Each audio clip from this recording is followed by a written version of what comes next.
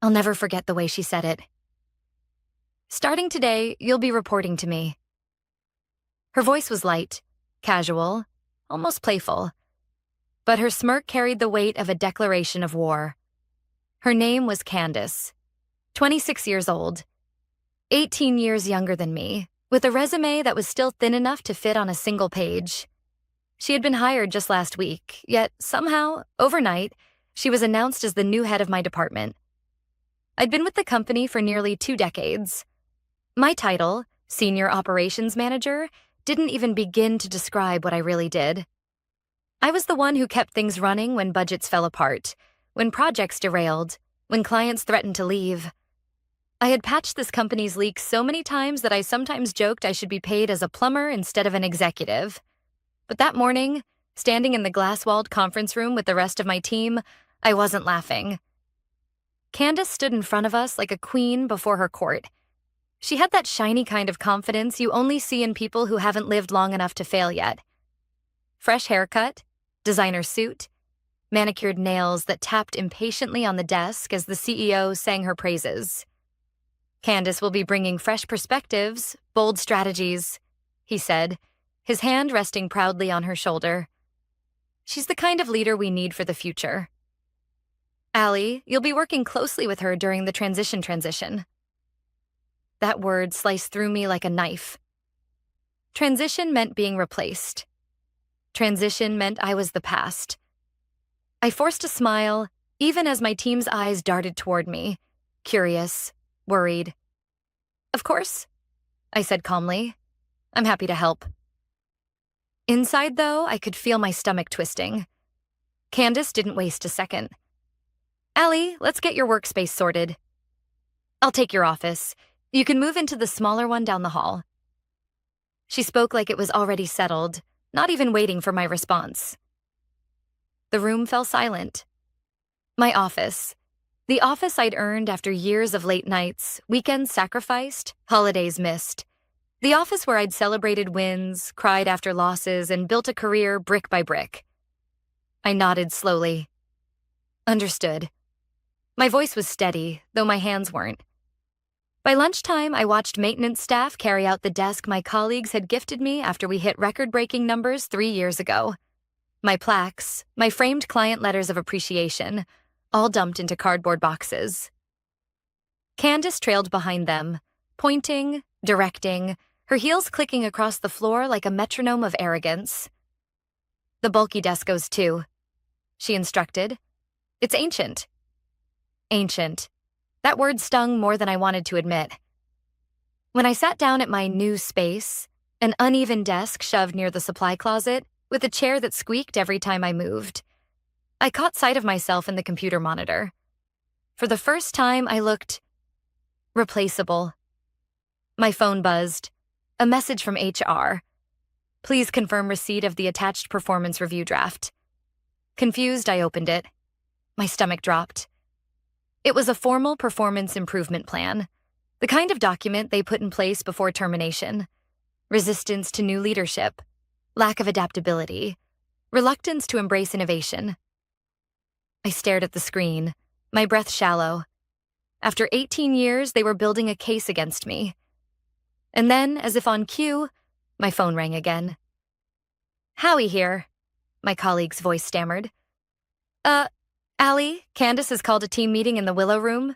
Just for department leads, I paused. "When?" "Now. She said it's not necessary for you to attend." Excluded. From my own team. "No problem," I lied. After hanging up, I noticed another email. This one from Candace, sent to the entire department. Attached was a glossy presentation on growth strategy innovation. I clicked it open, and my heart pounded. The slides were mine. Word for word, number for number, the expansion plans I had drafted 6 months earlier. Market entry strategies for Spain, Portugal, and Greece. Client projections I had spent weeks refining. Proposals the CEO had once called too ambitious. Now, dressed up in Candace's logo-heavy template, they were suddenly visionary. My hands trembled as I scrolled through each slide. This wasn't coincidence. This was theft. By late afternoon, I was summoned to Candace's new office, my former office. She leaned casually against my old desk, scrolling through her phone. "Sit," she said without looking up. I stayed standing. Finally, she raised her eyes. "Your European strategy was well received today." "You mean my European strategy?" I asked, my voice quiet but sharp. She smiled without blinking. "Your research was useful groundwork, certainly, but groundwork isn't architecture. I've elevated it into something actionable." "You copied my work?" I said, word for word. "That's a serious accusation," she replied smoothly, slipping her phone into her pocket. "Especially from someone in your position." "My position?"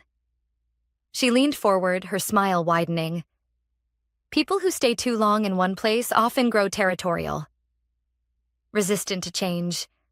The CEO understands this transition might be difficult for you. If you can't adapt, Allie, then maybe this company isn't the right place for you anymore." The words landed like a slap. I left her office without responding, my mind racing. They thought they'd cornered me. They thought I would break down, beg, or walk away quietly. But as I sat at my cramped desk, one thought crystallized in my mind. They had no idea who they were dealing with, and they were about to find out. That night, I didn't sleep. I lay awake staring at the ceiling, replaying every moment of the day. Candace's smirk, the CEO's blind faith in her vision, the look on my colleagues' faces as they avoided eye contact. I had given this company 18 years of my life. I had sacrificed dinners with my husband, school plays, family vacations, all for a job that now seemed determined to erase me. And yet, despite the humiliation, I wasn't angry. Not in the way they expected. I felt clear. They thought my power came from a title, a desk, or an office with a view. But my real power was something they couldn't strip away so easily. Memory, documentation, 2 decades of watching, listening, and saving every important scrap of paper, every email, every contract. I kept an external hard drive at home, locked in a filing cabinet. A habit I'd built after nearly losing critical records during a server crash 10 years ago. That habit was about to become my weapon. The next morning, instead of crying in the bathroom or drafting a resignation letter, I went straight to that cabinet. I pulled out the drive and plugged it into my laptop. There they were. Thousands of files, meeting notes, contracts, presentations, financial reports, email backups, a complete shadow archive of the company's history. I spent hours scrolling, connecting dots, cross-referencing proposals with approval records. And then, there it was, buried in an old project folder. 6 months ago, I had submitted the European expansion strategy that Candace had claimed as her own.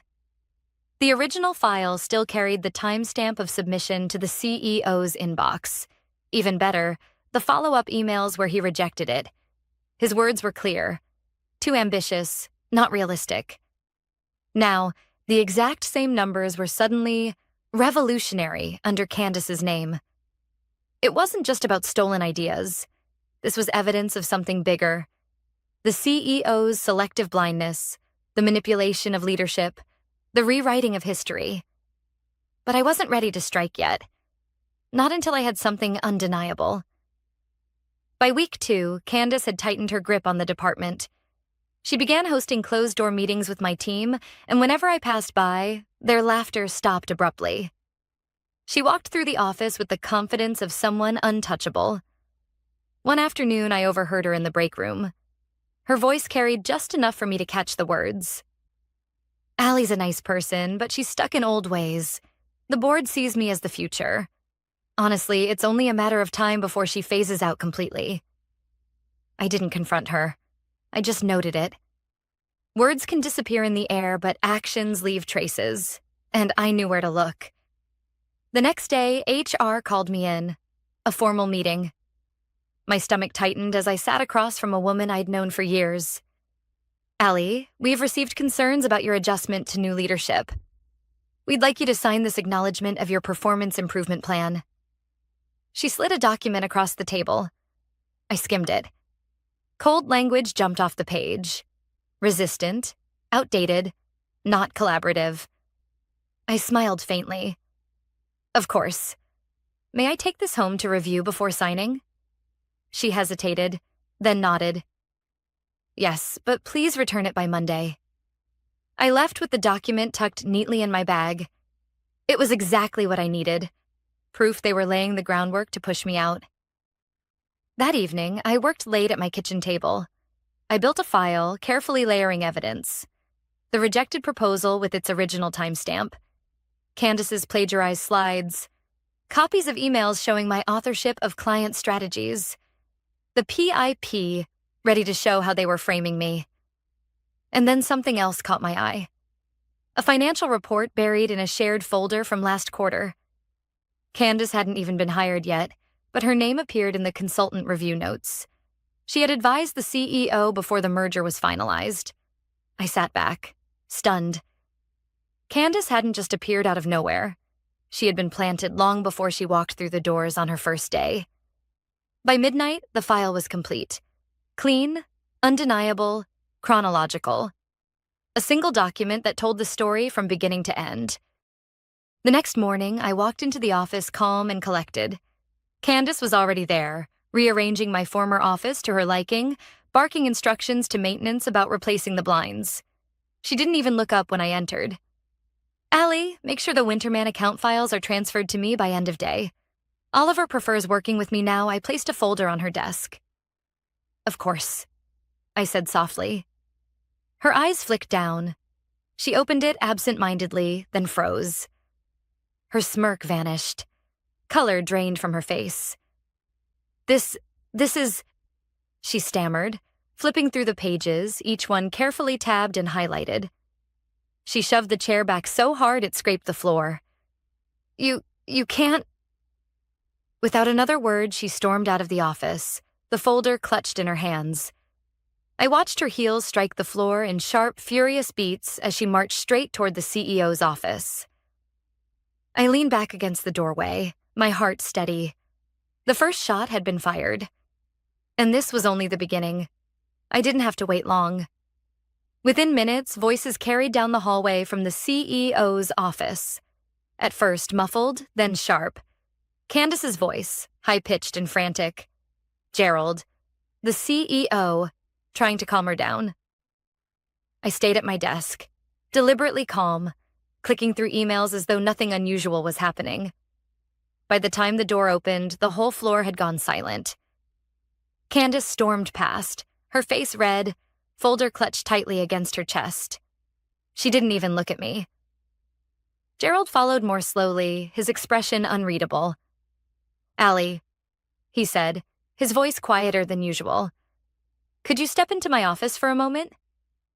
I stood, smoothed my jacket, and followed him inside. The door shut with a soft click. For a moment, neither of us spoke. Gerald sat behind his desk, fingers steepled, his eyes searching mine. On the coffee table lay the folder I had placed on Candace's desk, now half open, papers spilling out. Where did you get this? He asked finally. I compiled it, I replied. From my own work files, emails, project archives, every document in there belongs to the company. I've simply kept records. His jaw tightened. You're accusing a new department head of plagiarism. That's a serious claim, Allie. I leaned forward slightly. It isn't a claim. The timestamps, the emails, they speak for themselves. He exhaled slowly, flipping through the pages again. You understand how this looks? Internal conflict. One leader undermining another.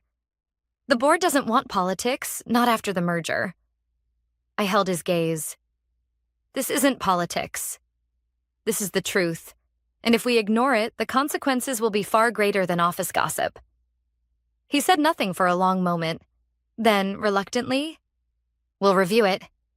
In the meantime, I expect you to remain professional. No more. Surprises, I nodded once. Of course. But when I stepped out of his office, every pair of eyes in the corridor shifted toward me. People who hadn't spoken to me in weeks suddenly looked nervous. Darlene, who used to share lunches with me, offered a weak smile.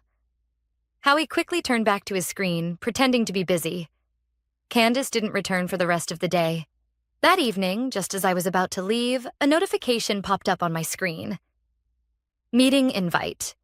Executive conference room. Tomorrow, 9 a.m., mandatory. No subject line, no agenda. Just one word in the sender field. Gerald. I knew then that this wasn't over.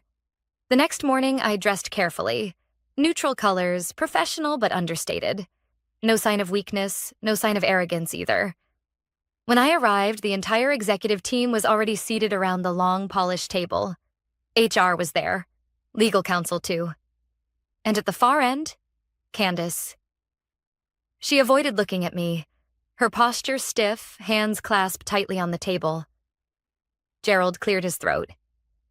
We're here to address certain concerns that have been raised regarding departmental leadership. All eyes shifted to me. Candace was the first to speak. This is retaliation. Allie has been resistant from day one. I've done nothing but try to modernize our processes, and she's twisting things to protect her position. Her voice trembled slightly, but she masked it with indignation. I waited until she finished, then opened my laptop. With permission, I'd like to show a few documents. Gerald gave a curt nod. I projected the screen onto the wall. First, the original email I'd sent 6 months earlier. Proposal attached.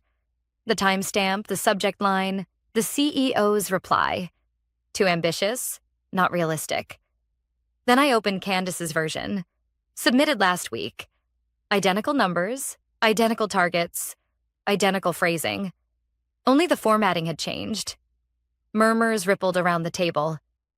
HR leaned forward. This appears troubling.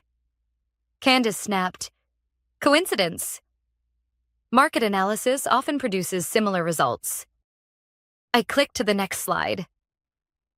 Coincidence doesn't explain why the formatting errors in my draft, the extra space before Portugal, the misaligned bullet under Greece, appear exactly the same in her presentation. The room went silent. Gerald rubbed his temples. Candace, how do you explain this? Her jaw clenched. Allie is manipulating the narrative. She's been compiling records for years, obsessively. Who knows what else she's twisted? I closed my laptop calmly. Everything I've presented can be verified. Every file came from company servers. Nothing altered. Legal counsel scribbled notes, frowning. HR whispered something to Gerald. Finally, Gerald raised a hand. Enough. We'll conduct a full review. Both of you will remain in your positions until further notice. But I expect cooperation. No further escalation. Candace's chair screeched as she pushed back. This is ridiculous, she snapped, storming out of the room. The executives exchanged uneasy glances. I remained seated, hands folded neatly, my expression calm. When the meeting adjourned, Gerald caught my arm. His voice low, urgent. Allie, be careful. You've stirred something bigger than you realize. I met his eyes. I know.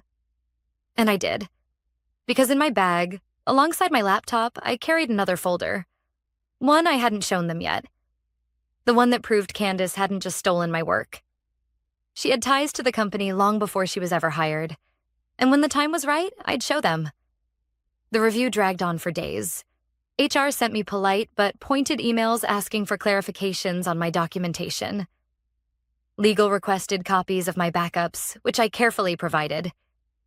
Each time I walked into the office, I felt the air shift. Colleagues whispered when I passed. Some offered quick smiles, others avoided me completely. Candace, meanwhile, doubled down. She began holding impromptu team huddles without me. Every time I walked into the break room, her voice lowered just enough for the conversation to die.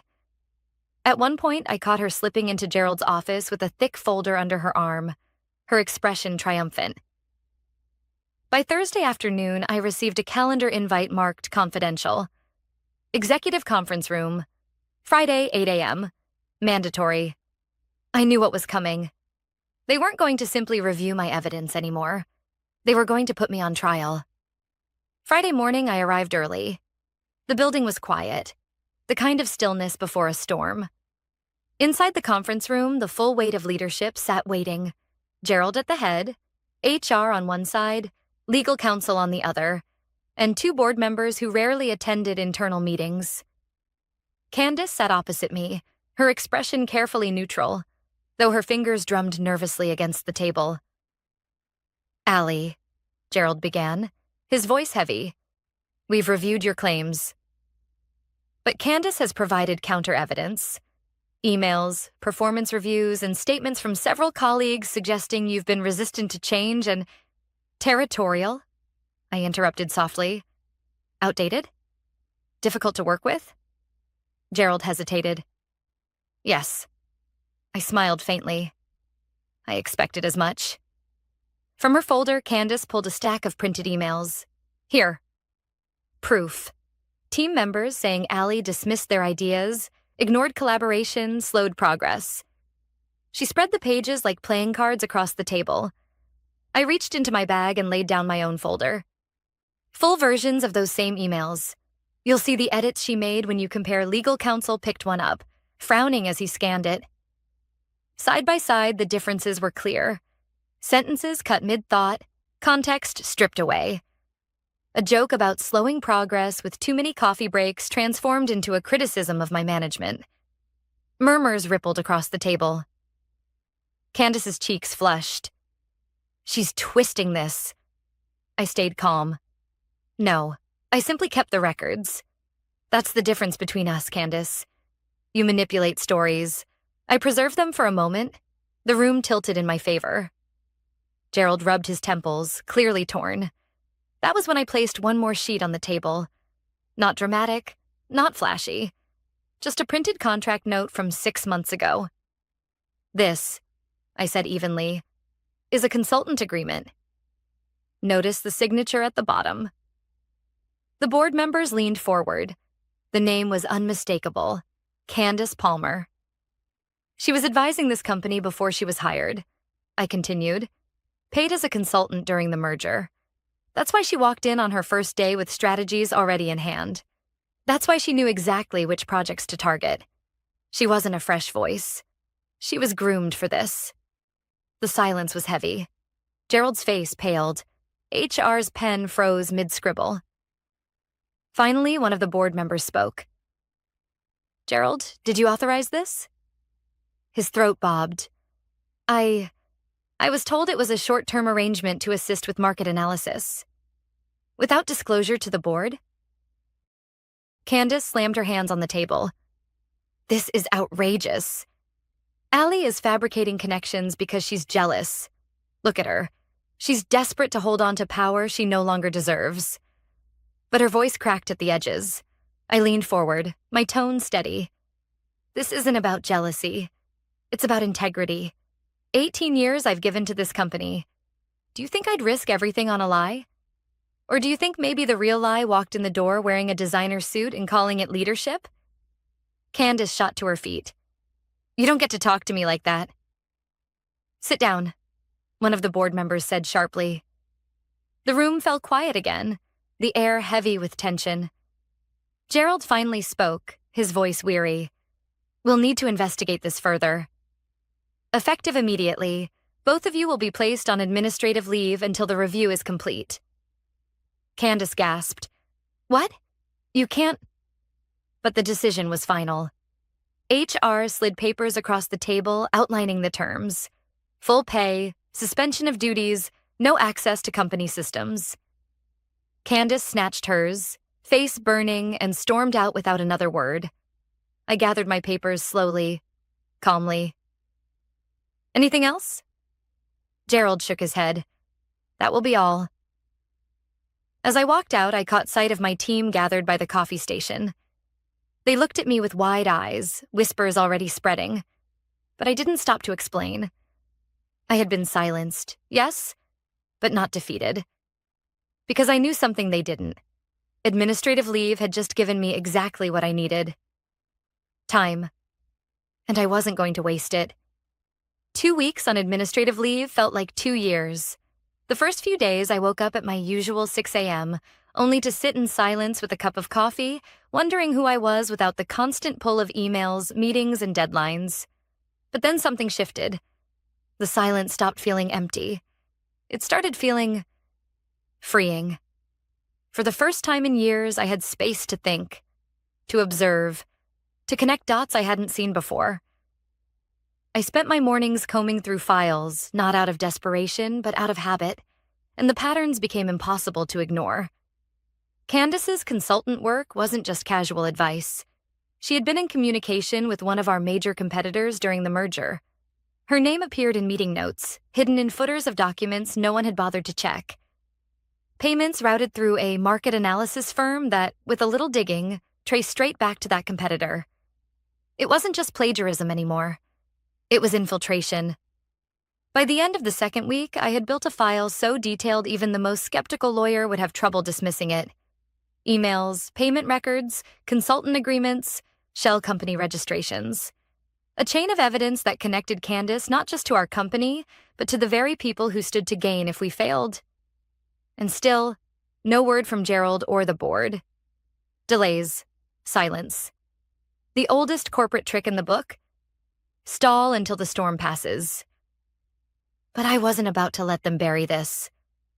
On the Monday of the third week, I put on my best suit and drove to the office. My badge still worked. The receptionist gave me a startled look, but I walked past her without hesitation. The board was meeting that morning.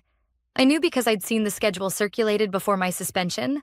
I walked straight to the executive floor, carrying one slim manila folder. Outside the boardroom, Gerald nearly choked when he saw me. "Allie, you can't be here. You're still on leave." "I know," I said calmly. "I just have one document to submit before you make your decision." The room fell quiet as I entered. 12 board members, HR, legal counsel. Candace wasn't there, though I had no doubt she was waiting somewhere, preparing her next move. I placed the folder on the table. "Before you finalize anything, you should see this." They hesitated, then opened it. Inside was a simple one-page summary. Not the whole mountain of evidence, just the sharpest peaks. Dates, payments, shell companies, Candace's name linked directly to the competitor who had quietly acquired stakes in our firm. The room shifted as they read. Eyes widened. One man muttered a curse under his breath. A woman at the far end rubbed her forehead like she was fighting a headache. Finally, one of the senior members looked up. "Is this verified?" "Every detail," I replied. "And every source is public record. Anyone with patience and a memory could have pieced it together. I just happened to notice what others ignored." The silence stretched until Gerald cleared his throat. His face was pale. "We'll need immediate legal review." "If this is true." "It is true," I interrupted softly. "And you know it. You've seen the signs for months. You just chose to believe in a shiny new leader instead of the people who built this company brick by brick." No one spoke. I gathered my bag and straightened my jacket. "You don't need to decide my future here," I continued. "I already have. I'm resigning, effective immediately." Gasps around the table. Gerald leaned forward. "Allie, wait. We need you." I shook my head. "No, you need someone you respect." And that was never me. You applauded when my work was stolen. You put me on a performance plan after 18 years of loyalty, and you ignored every warning until it threatened your bottom line. I won't fight for a seat at a table where I was never valued. I walked out before they could respond. That afternoon, as news spread of Candace's suspension pending investigation, my phone rang nonstop. Messages from former colleagues, clients, even competitors. Word had gotten out. About the file, about the infiltration, about me. One message stood out. Oliver from Winterman Group. "If you're leaving that circus, we'd like to talk. We could use someone with your eye for detail." For the first time in weeks, I smiled. That evening, I sat on my porch with a glass of wine, watching the sunset. The company I had given 18 years to was crumbling under the weight of its own arrogance. Candace would face consequences, maybe even legal ones. Gerald would scramble to reassure shareholders. And me? I was free. Revenge wasn't about seeing her fired or exposing the board's blindness. My revenge was something simpler, sharper. It was walking away on my own terms, with my reputation intact, my integrity proven, and my value recognized by people who actually mattered. Sometimes the greatest revenge isn't destruction, it's refusing to be erased, and rising so far above those who underestimated you, they become irrelevant to your story.